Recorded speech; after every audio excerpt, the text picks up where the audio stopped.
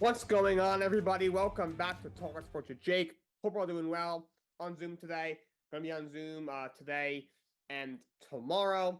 No show on Thursday. Most likely a show Friday back in person. So keep your eyes peeled for that.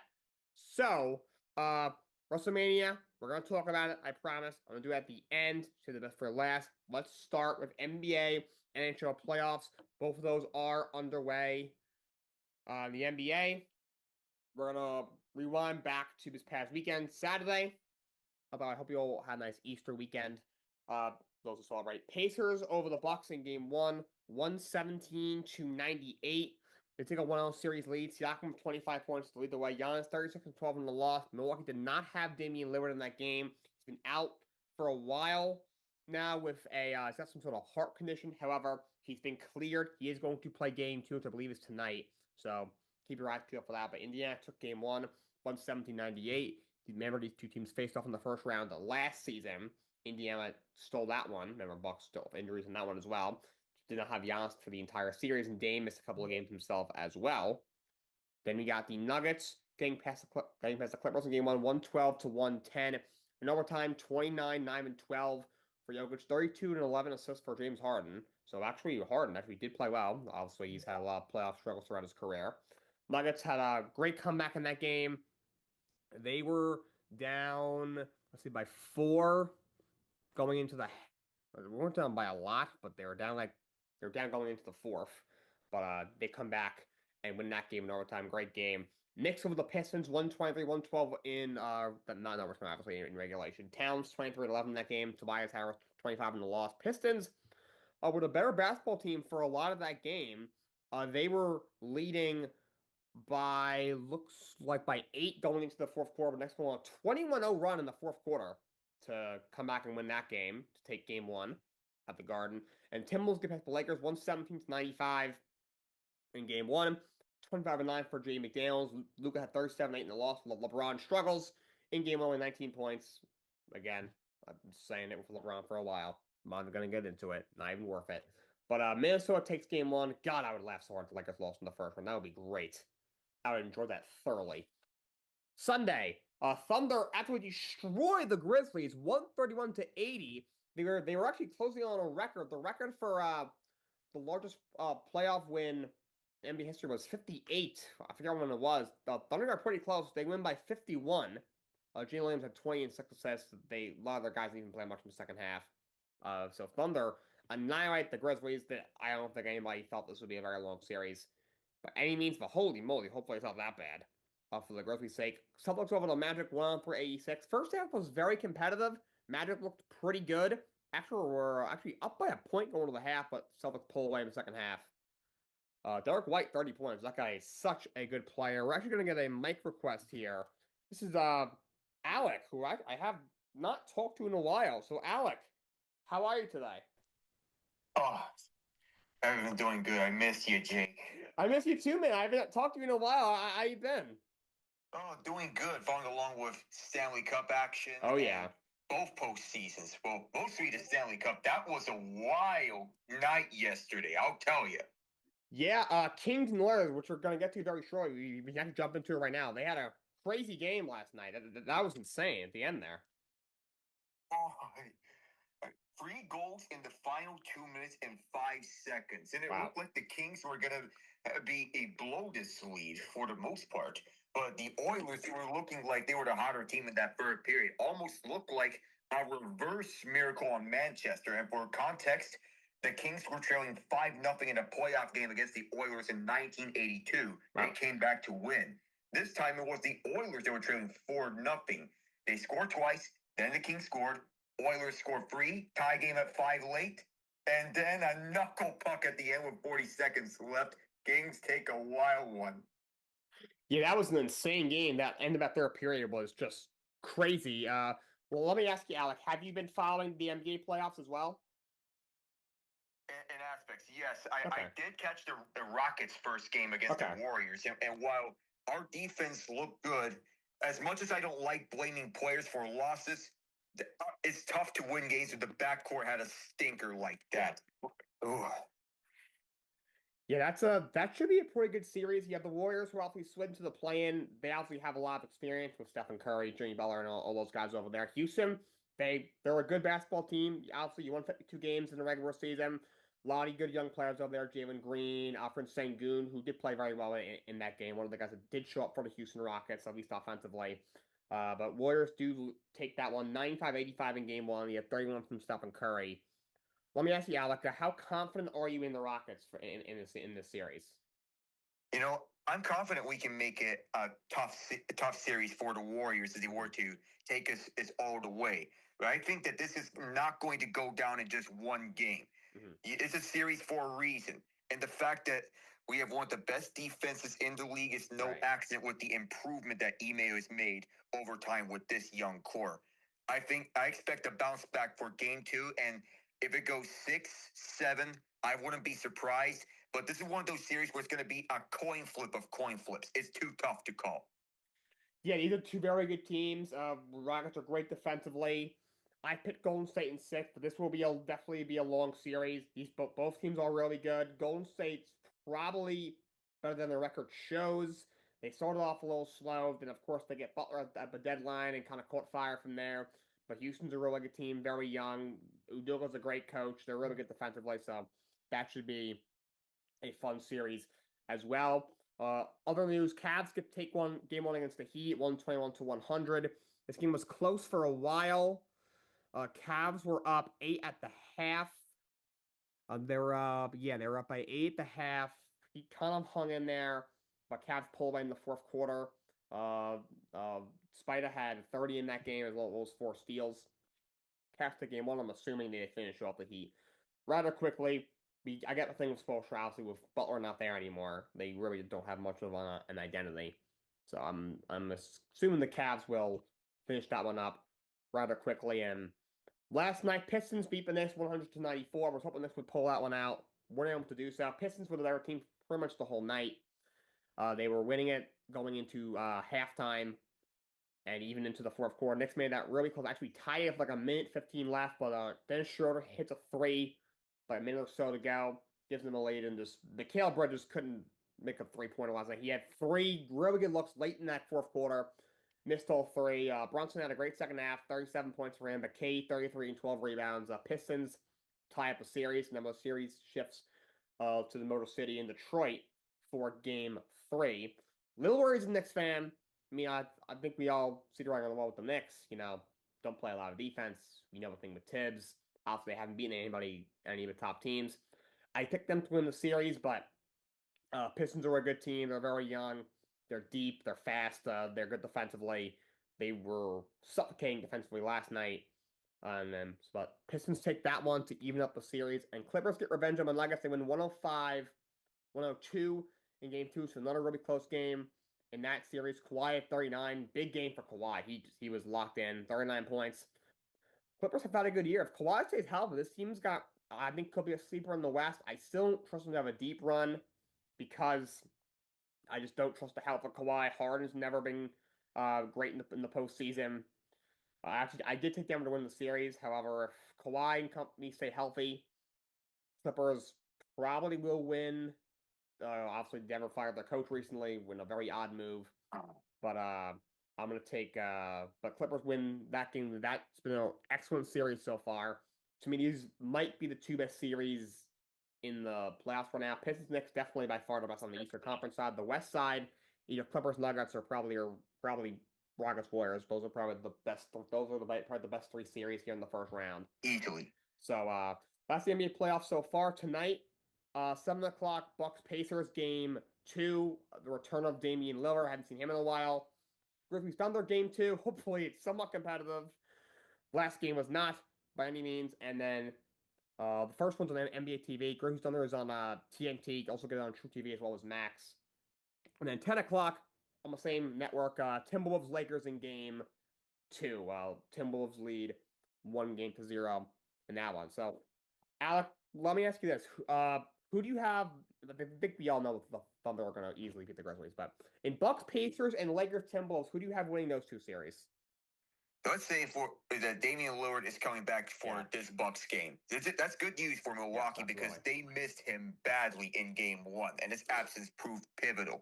Giannis had 36 in the first game, and that is lost in all of the blowout commotion with Indy running away with that one and racing like it's IndyCar, if you know what I mean. But, if Dame's time is back and he's truly back into form, fresh out of those blood clots, I think Milwaukee can tie this series up. People need to remember this. Indy, even though they're not the hot shot offensive team that they were last year, they did improve defensively. And these two teams do match up nicely with one another. So it's going to be close, but I have the Bucks squeaking it out. Okay, very, very fair. They like you said, Damian Lillard. If he's Dame, the Bucks they certainly have more firepower than the Pacers. What about Lakers and Timberwolves? So they'll up for the Grizzlies. Well, they're just punting their season away, to be fair, though. But Lakers and Timberwolves. I guess everyone forgot that everyone remembered that the playoffs started except the Grizzlies and the Lakers in game 1. But game 1, I think that should be the wake-up call that Anthony Edwards does turn it on when the postseason comes on.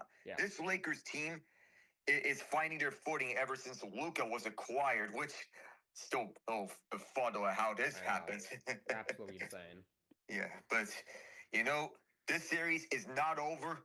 It's just one game, and between these two, you would expect that there's some pushback for Los Angeles. They're still the best home team in the NBA when you take out the Thunder from consideration.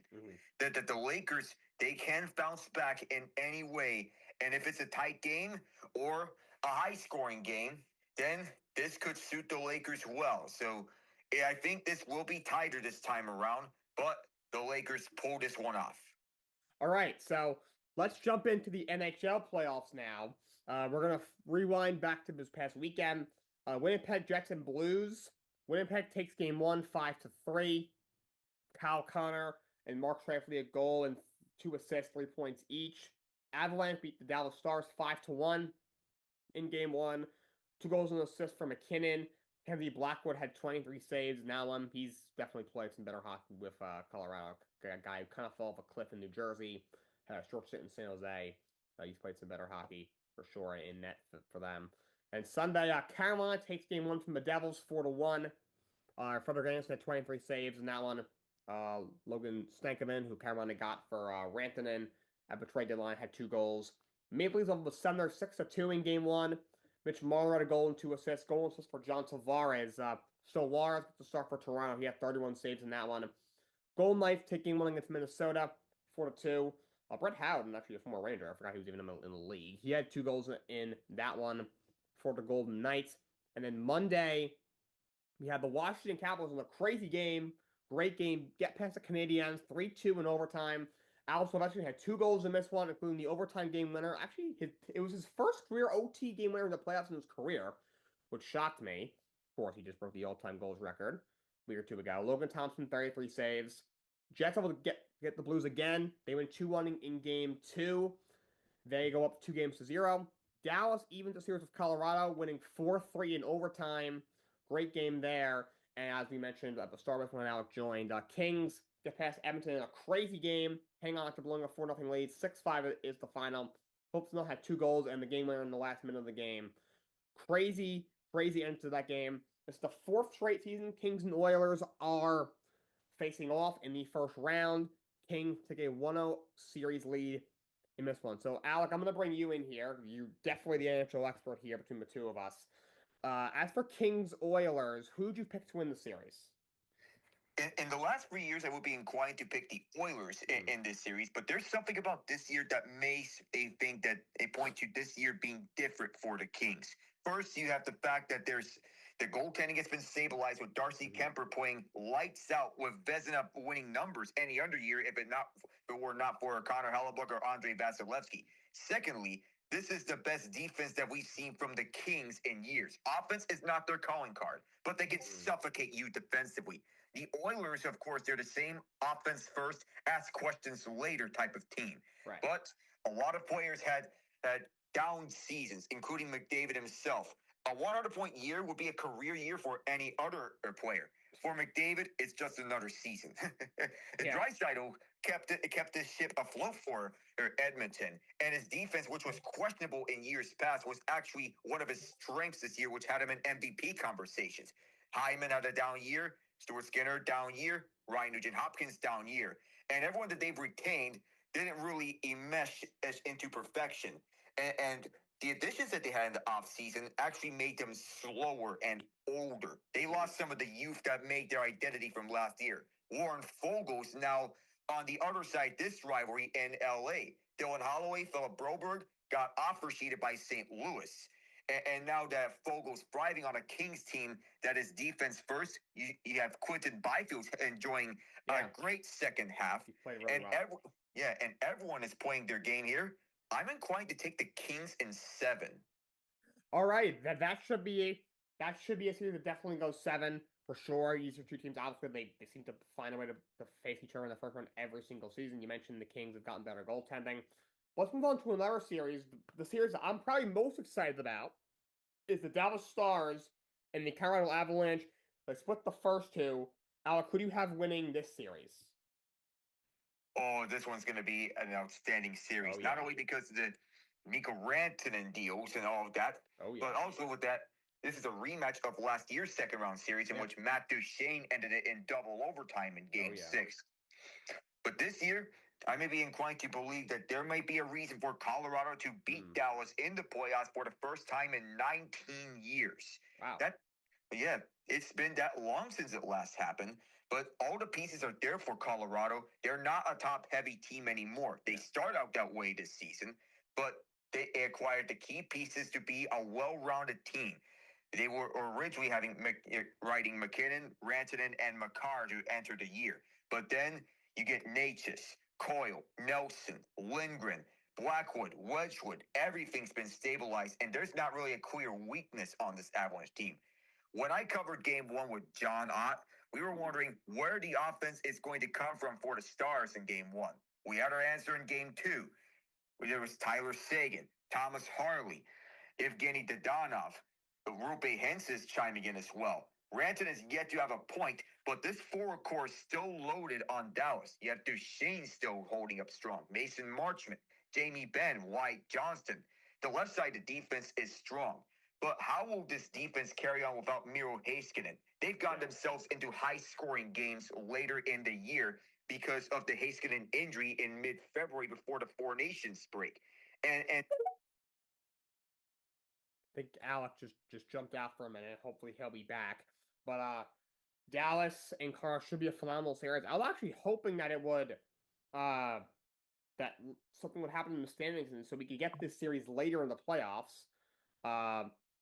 That's not what happened now. But regardless, this will be a great series. They split the first two so far. Colorado's team, they won the cup a couple of years ago. I actually took them to possibly win it again this year. Alec mentioned they made a lot of moves up a trade line. You bring in a really good goal scorer in Brock Nelson, really closing the player you bring in. You get a decent guy in the back end in Ryan Lindgren. You bring in Blackwood to shore up the issues in net. He's had a much better season this year. Obviously, you have your stars with McKinnon and all the guys they have over there. They finally gotten healthy. They had injuries in the beginning of the season. Apparently, Gabriel Landeskog could play at some point in this postseason, maybe even in this series. So that could be a guy you haven't seen in a couple of years. The last time we saw him, he was an elite player. So maybe they get him back. But Dallas is really good. They're a really well-rounded team. They're solid defensively. They're overall, they're more of a team that wins. You like to win with defense and goaltending with Ottinger and that, but they can certainly score as well. And Alec's going to jump back in here. So, Alec, feel free to finish up what you were saying about Dallas and Colorado. Yeah, my connection broke apart. Mm-hmm. Yeah, so, if the decision to play the starters comes back to bite Dallas, I'm inclined to take Colorado in 7. Uh-huh. That's what I believe. That's what I have as well. This should be a great series. I think Colorado will overpower them in the end. All right, so that's the NHL playoffs. Tonight, you can see on tonight, Game 2 between New Jersey and Carolina. Carolina won Game 1. Game 2 between Ottawa and Toronto. Toronto leads that series 1-0. We have Game 1 between Florida and Tampa. two veteran teams in this postseason. They face off for game one tonight at 8:30, and then 11 o'clock is Vegas and Minnesota. All these the Devils Hurricanes, all these games are on ESPN besides Senators Leafs. That's on ESPN too. So those are the NHL playoff games. That's the NBA and NHL playoffs. But let's continue talking a little bit of hockey. We had some coaching firings. First off, New York Rangers let go of Peter Laviolette. He lasted just 2 seasons. His first year, he took them to the Eastern Conference Finals. After winning the President's Trophy, they lose to Florida in 6 games in the conference finals. For those of you watching that show, that led to a ginormous rant from me. That was probably the longest rant I've ever had on the show last year. This year, the wheels completely fell off. Not a lot went right this year for the Rangers. They ended up missing the playoffs entirely. The 4th team ever to win the President's Trophy 1 year, and the following season missed the playoffs entirely. So Laviolette is gone out for 2 seasons. My take on it, as a Rangers fan, I was never the biggest fan of Laviolette. When they hired him, I got why they needed an experienced coach like Gallant, but Gallant is clearly just the voice was not being heard. So I got why. I never really loved Laviolette. I don't think he won a cup a long time ago in Carolina, but hasn't really stuck anywhere since. And I never really liked him. He was also a former Islanders coach, and just as a Rangers fan, it's hard to see me bring in anybody from the Islanders. But Laviolette was brought in. He did a good job last year, but kind of started last year in that series against Florida. I think they were kind of their flaws were kind of shown off, and this year with the Rangers it did not go well. However, this team has a lot more problems than just him. This is basically an excuse for Chris Drury, who is just it's mind blowing how that guy still has a job. I've been calling for his removal, and I think most of Rangers Nation has as well for a long time now. Didn't really do anything in the offseason and has just done everything to just ruin the team throughout the season. But Laviolette was let go by the Rangers. Apparently, they're going to have a pretty wide search. One name that will maybe on that is Dan Bylsma. Was let go by Seattle after 1 season. Kind of surprising to me. I thought they would maybe give him another year or 2, but he's a guy who's been in the league for a while. Seattle brought him in prior to the season starting, but he was let go after the season. Of course, Seattle's a newer team; has only been around for a few years. They are an expansion team recently. A couple of years ago, got into the playoffs, even won a playoff series, but last few years has not gone very well. Bylsma, he was with the Pittsburgh Penguins from 2009 to 2014. He was in the conference finals, his second to last year there. Lost to Boston. His last year in 2014. Well, actually, he won the cup his first year right after taking over. But then lost in the second round, first round, lost in the conference finals, and then in the second round to the Rangers. His last year in 2014 was let go. And then 2 years later was in Buffalo for 2 years. Of course, missed the playoffs in back-to-back seasons. And actually had been out of the league for a while. I didn't realize he was out of the league for this long. Got a chance with Seattle, but it did not go very well. 35, 41, and 6, only 76 points. Ended up missing the playoffs, and he is one and done with Seattle. You will see if he gets another shot at it. He's 355, 231, 61 for his career. He's been around for a while. He won a cup back in 2009 with Pittsburgh. Not sure how much of credit you want to give him for that, but he's a Stanley Cup winning head coach. Been around for a while. I would guess the Raiders give him an interview. They're going very wide with their search. John Torrell is probably on the list as well, who was let go by Philadelphia, of course, former Rangers coach. I'll be shocked if he was not on that list. Another guy that got let go was Greg Cronin in Anaheim. He only lasted 2 years as well. Record was not very good. However, this Anaheim team has been very bad for a while. They've been in a giant rebuild for what seems like the better part of a decade. Greg Cronin's out after 2 seasons in Anaheim. So those 3 teams are going to have head coach openings. So Alec, let's bring you in here. What are your thoughts on these coaching firings? Well, if you look at Anaheim and the way they're constructed, they've been getting hate. They've been getting bailed out by Lucas Dostal on goaltendings. And Greg Cronin, I don't believe he's done a good enough job in Anaheim. So they took a big jump in the standings, but it didn't result in a playoff appearance. Not often do you see a coach get fired after a 21-point improvement. Yeah. But Cronin honestly should have been fired the year before. And the way that he interacted with players, wasn't really that good, and he was warned of his behavior at that moment in time. And when you look forward, probably there might be an improvement, but that much of that success was on the back of Dostal, the goaltender, who has solidified his crease as Anaheim's starting goaltender of the future. Yeah. That's not on Cronin. As for Peter Laviolette, I think the locker room fell apart completely after it was an Eastern Conference Finals appearance, after the Rangers ran to the worst possible opponent they can face in the playoffs last year. But then it all came apart.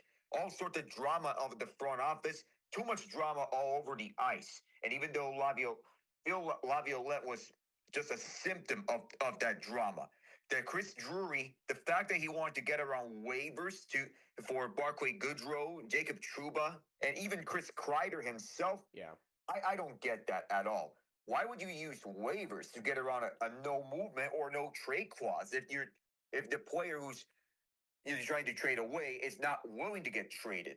I just don't know what the Rangers are up to. I know they're on a lengthy coaching search, but I don't know what they do from here. I heard David Carl's name and get brought up. He's the head coach with the University of Denver, won several national championships with the Pios. So this is going to be interesting on the coaching search. Dan Biosma, on the other hand, I think there was a placeholder hire when the Kraken hired him.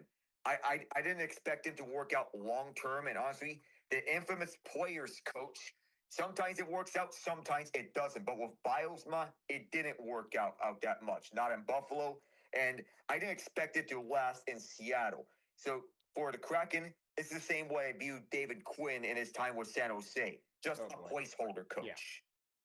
Yeah, Quinn was never really gonna be there long. We saw it with the Rangers. Obviously, he wasn't there very long. I think it was there only 3 seasons, and then he was let go. He obviously had a lot of success in college. Didn't really apply to the pros. As a Ranger fan, I would see every press conference was basically the same. Kind of saying, "Oh, we got to get guys to buy in," and this, and just kind of got old after a while. And then once Gorton and JD were let go, right before the season, I think we all knew Quinn was next, and that's what happened. He was in San Jose for 2 years.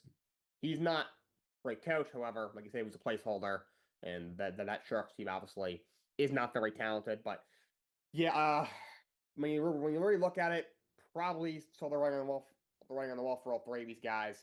We'll see where they go with their coaching searches. Rangers, maybe that takes a little longer because they're going very live with their search. Who knows what names are on it? I mentioned I could see Bosman himself being on that list. I'd be shocked if John Tortorella's name isn't at least on the list. I don't know if I would think he gets one more shot. Obviously, we all know what the deal with Torts. I mean, he's won a lot of games throughout his career. He won a cup. It was a long time ago, but he's got a Stanley Cup with Tampa years ago.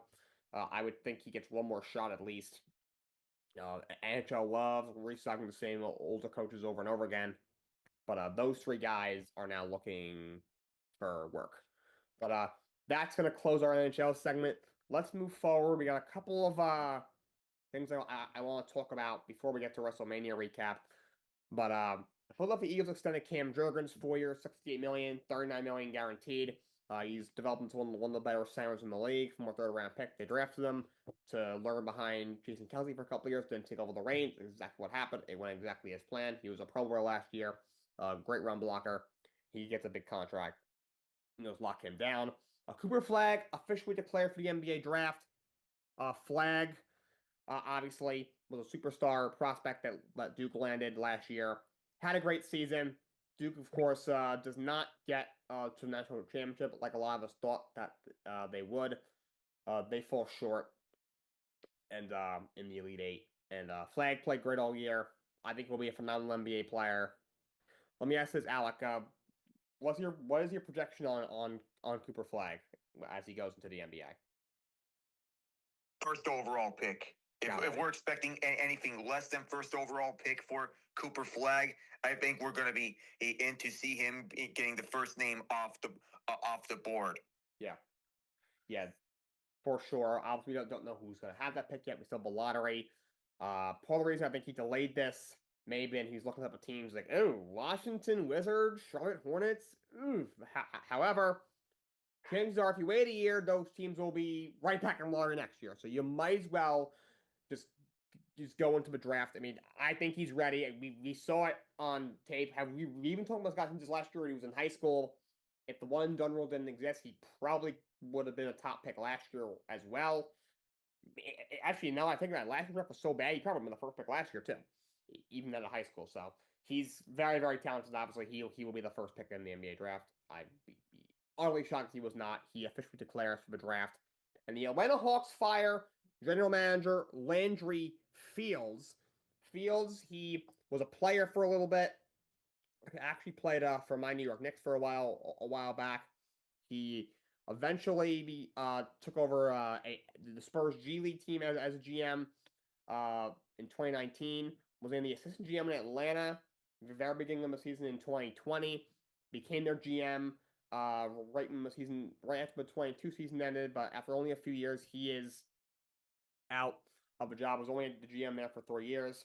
A couple of years ago, they make the trade for Dejounte Murray, and it just didn't work out. Murray was a very talented player, but pairing with Trem was just never a good fit. It's just two ball dominant guards. Both guys are very, very talented offensively, but both don't play a lot of defense, and both need to have the ball in their hands. And the certain draft picks they haven't worked out. You know, Kongbo's the guy who didn't really work out. Obviously, DeAndre Hunter it is a guy who took high, hasn't quite worked out what they wanted. They ended up sending him out, and just they kind of kept running back the same team over and over again. I think when they went to the conference finals in 2021, and a slightly shortened year coming out of the pandemic. I think after that they were expecting, this is a great group. This team's only going to get better, and then they just never really did. They kind of just stayed the same, slightly mediocre, average to above average, and a below average team.